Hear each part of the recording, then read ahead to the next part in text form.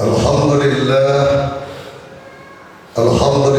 nahmaduhu wa nasta'inuhu wa nastaghfiruh wa na'udzu billahi min shururi anfusina wa min sayyiati a'malina.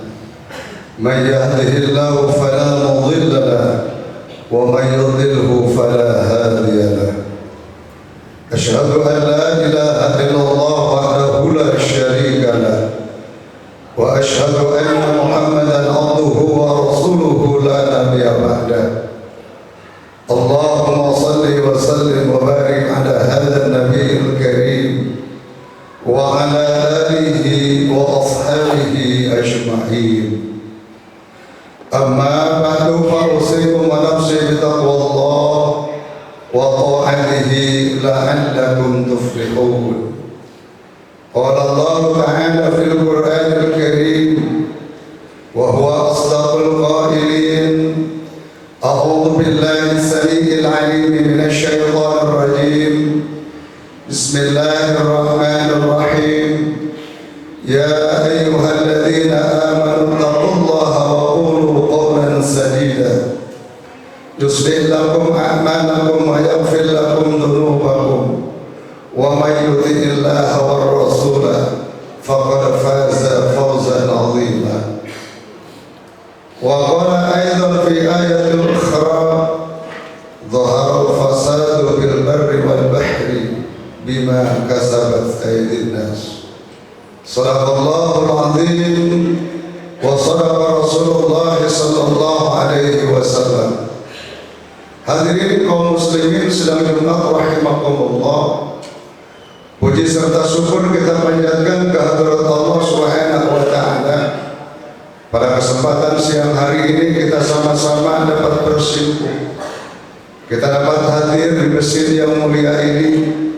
Kita dapat melaksanakan sholat Jumat berjamaah dengan harapan mudah-mudahan seluruh aktivitas amaliyah yang kita laksanakan senantiasa mendapatkan nilai-nilai pahala di hadapan Allah Subhanahu wa taala. Shalawat serta salam marilah kita sama-sama sanjungkan terhadap baginda alam Nabi besar Muhammad sallallahu alaihi wasallam. Hadirin kaum muslimin rahimakumullah. Dalam khutbah yang singkat ini Al-Fakir selaku khatib berwasiat wabil khusus untuk diri Al-Fakir dan umumnya bagi kita semua. Marilah kita sama-sama untuk dapat meningkatkan ketakwaan kepada Allah Subhanahu wa taala dengan takwa yang sebenar-benarnya. Melaksanakan seluruh perintah Allah Subhanahu wa taala dan menjauhi apa-apa yang dilarang oleh Allah Subhanahu wa taala. Hadirin kaum muslimin rahimakumullah. Di dalam tubuh manusia ada dua hal yang tidak bisa dipisahkan. Yang tentunya dua hal ini adalah merupakan korelasi yang signifikan. Satu dengan yang lainnya adalah saling ketergantungan. Mana yang dua hal itu? Yang pertama adalah al-lisan dan yang kedua adalah al-qalbu. Lisan, hati adalah merupakan satu kesatuan yang tidak pernah bisa dipisah-pisahkan. Ketika seseorang dia mengungkapkan dengan lisannya, hendaklah seia, sekata, seirama dengan apa yang terdapat dalam kalbunya.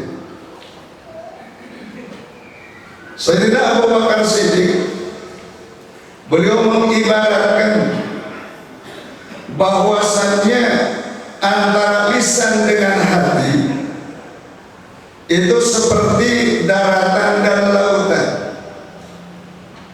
Beliau mengambil makalah dengan pesannya, yaitu melalui ayat-ayat Al-Quran, di mana di dalam ayat Al-Quran dalam surah Ar-Rum Allah Subhanahu wa taala berfirman, "Dhaharal fasadu fil barri wal bahri bima kasabat aydin nas."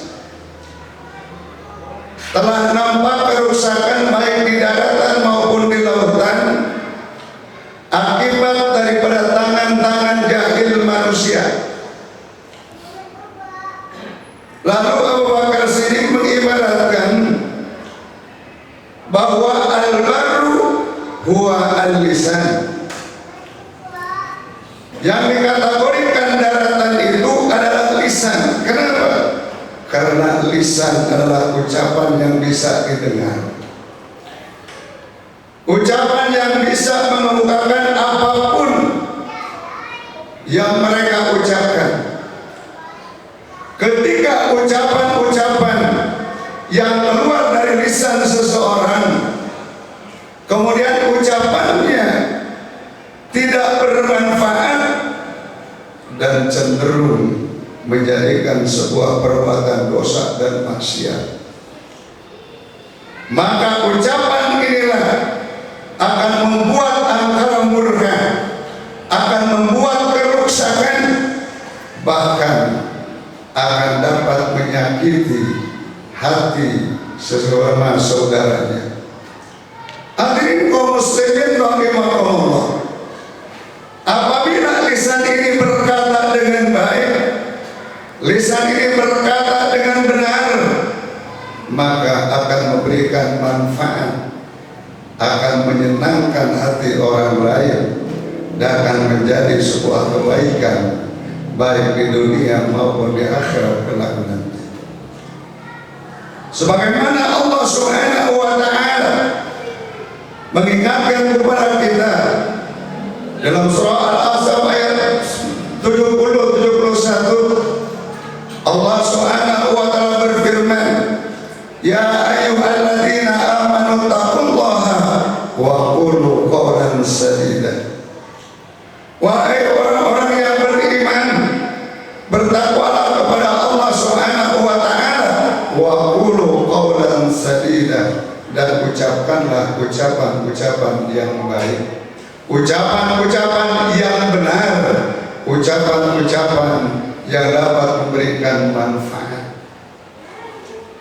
Dengan ucapan yang benar, dengan ucapan yang baik, dengan ucapan yang siddiq, yuslih lakum a'malakum, niscaya Allah Subhanahu wa Ta'ala akan memperbaiki amal-amal kalian.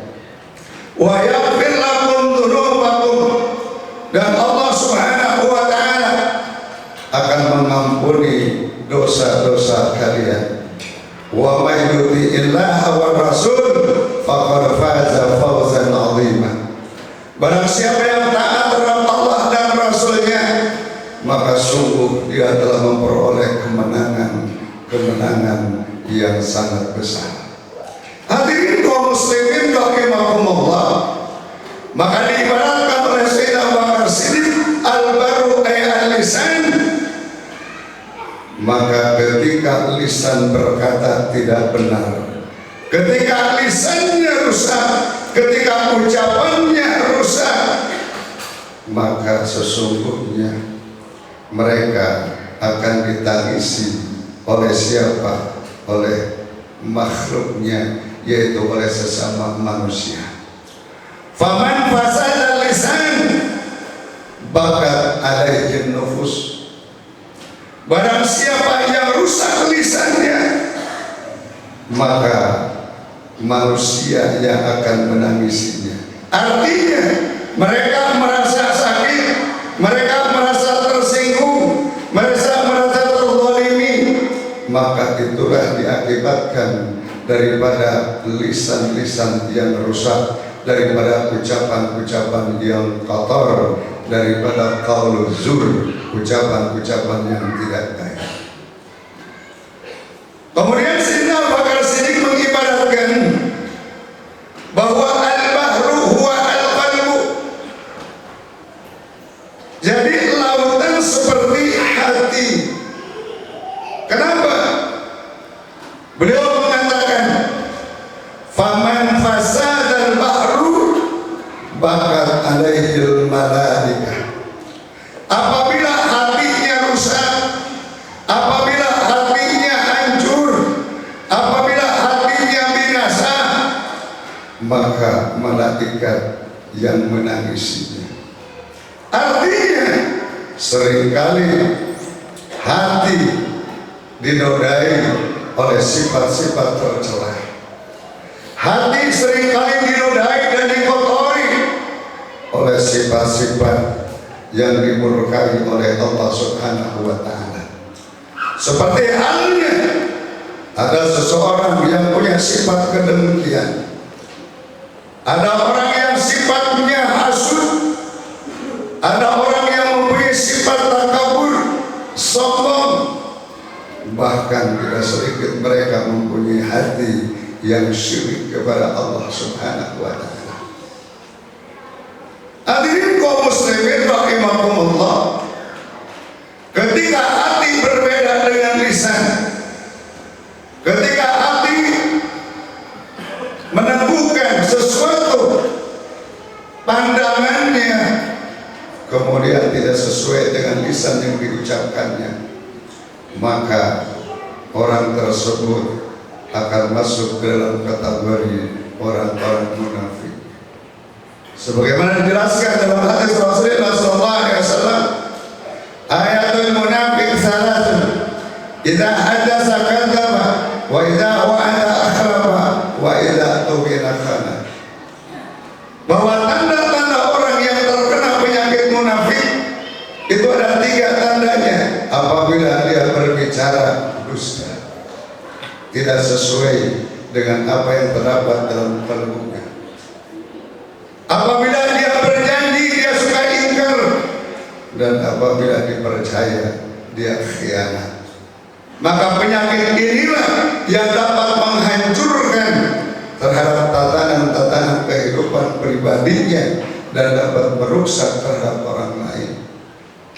Hadirin kaum muslimin rahimahumullah, baginda Rasul sallallahu alaihi wasallam mengingatkan dalam sebuah hadisnya yang diriwayatkan oleh Imam Muslim. Apa kata beliau? Ala wahya ala inna fil jasadi mudghah. Ketahuilah, di dalam tubuh kalian itu terdapat segumpal darah. Idza salaha jasadu kulluh. Apabila segumpal darah itu baik, maka seluruh tubuh itu pun juga akan baik. Wa idza fasadat jasadul kulluh.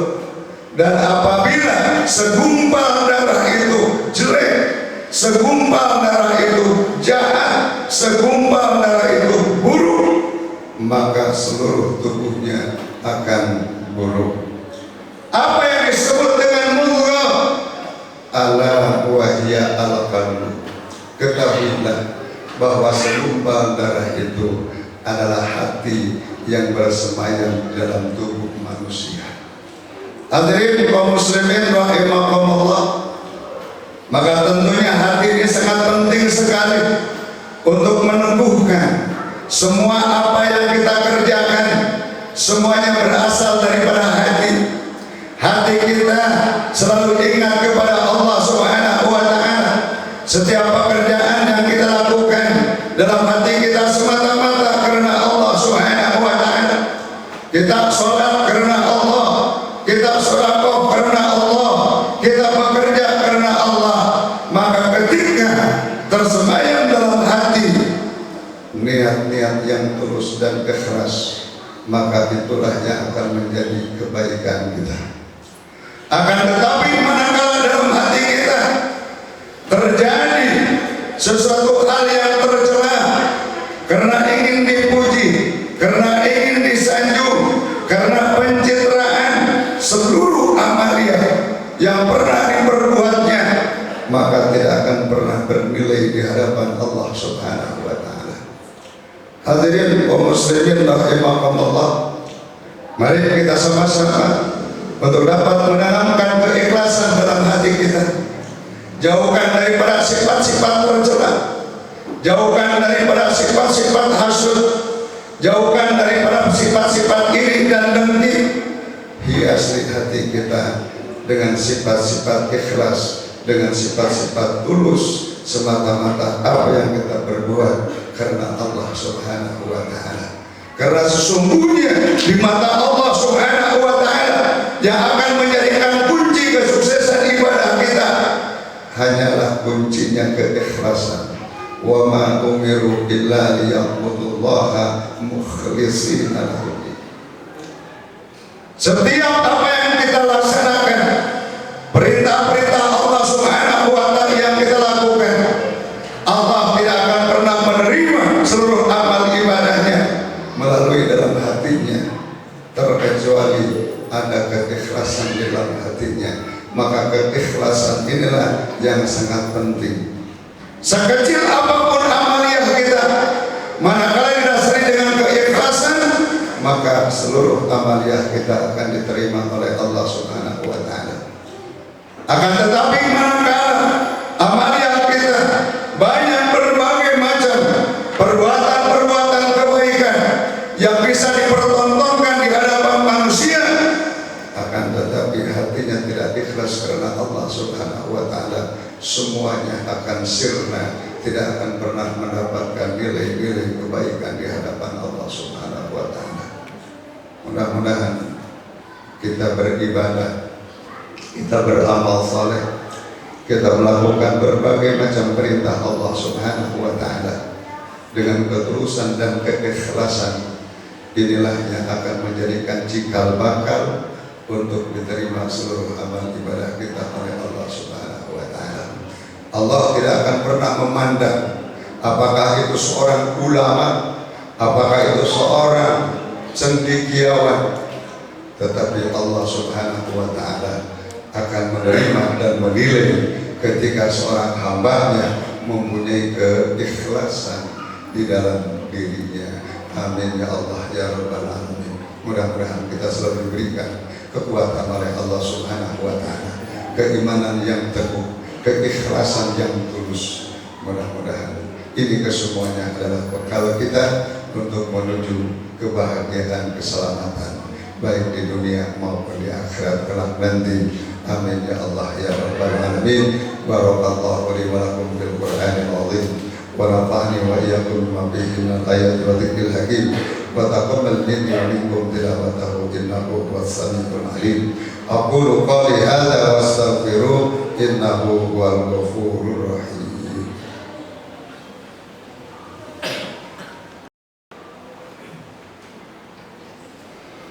Alhamdulillah, alhamdulillahilladzi an'ama 'alaina bi ni'matil iman wal islam.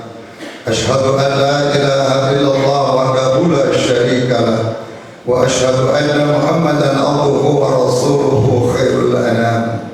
Allahumma salli wa sallim wa barik ala hadha nabiyil karim wa ala alihi wa ashabihi ajma'in.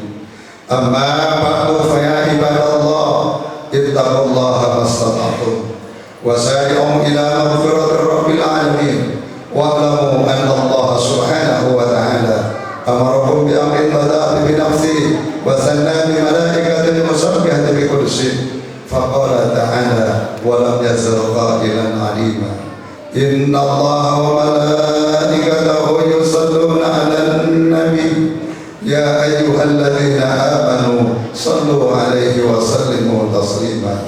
Allahumma ighfiril muslimina wal muslimat wal mu'minina wal mu'minat al ahya'i minhum wal amwat innaka sami'un qaribun mujibud da'wat wa ya qadhil hajat. Allahumma ansurna fa innaka khairun nasirin wa iftah lana fa innaka khairul fatihin waghfir lana fa innaka khairul ghafirin warhamna fa innaka khairur rahimin warzuqna fa innaka khairur raziqin wahdina wa najina minal qawmil zalimin ونجنا من القوم الكافرين ونجنا من القوم المنافقين ونجنا من القوم المشركين.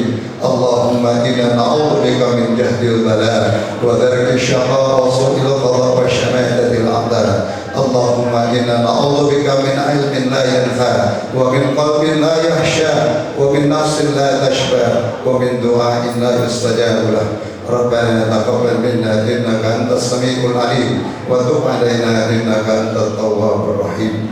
ربنا لا تزغ قلوبنا بعد إذ هديتنا وهب لنا من لدنك رحمة إنك أنت الوهاب ربنا آتنا في الدنيا حسنة وفي الآخرة حسنة وقنا عذاب النار عباد الله إن الله يأمر بالعدل والإحسان وإيتاء ذي القربى وينهى عن الفحشاء والمنكر والبغي يعظكم لعلكم تذكرون فاذكروا الله العظيم يذكركم واسألوا من فضله يعطيكم ولذكر الله أكبر.